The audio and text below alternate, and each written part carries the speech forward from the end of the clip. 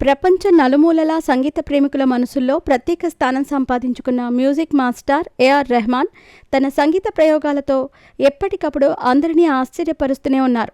1992లో రోజా సినిమాతో సంగీత దర్శకుడిగా అరంగేట్రం చేసిన రెహమాన్ తొలి చిత్రంతోనే భారీ విజయాన్ని అందుకున్నారు. అప్పటి నుండి తమిళం, తెలుగు, హిందీ, ఇంగ్లీష్ భాషల్లో పాటలు అందించి అంతర్జాతీయంగా గుర్తింపు పొందారు. స్లమ్ డాగ్ మిలియనీర్ సినిమాకు అందించిన నేపథ్య సంగీతంతో ఆయనకు ఆస్కార్ పురస్కారం లభించిన సంగతి తెలిసిందే. తమిళ భాషపై రెహమాన్కు ఉన్న అభిమానం మాటల్లో చెప్పలేనిది. ఈ ప్రేమను ఇంతకు ముందే సమ్మేళియన్ తమిళ్ మొళి పేరుతో రూపొందించిన ఆల్బంలో ఆయన వ్యక్తపరిచారు. ఇప్పుడు తమిళ భాషకు ఓ గుర్తుగా నిలిచే మరో వినూత్న ప్రయత్నానికి రెహమాన్ శ్రీకారం చుట్టారు. తాజాగా ఆయన తన ఇన్స్టాగ్రామ్ ఖాతా ద్వారా చేసిన ప్రకటన ప్రకారం తమిళ భాషకు అంకితంగా ఒక ప్రత్యేక స్మారక చిహ్నాన్ని రూపొందించేందుకు రెహమాన్ సన్నద్ధమవుతున్నారు. ఈ ప్రాజెక్ట్ కోసం ఏఆర్ రెహమాన్ ఇమ్మర్సివ్ ఎంటర్టైన్మెంట్ బృందం ఎంతో శ్రద్ధగా పనిచేస్తోంది.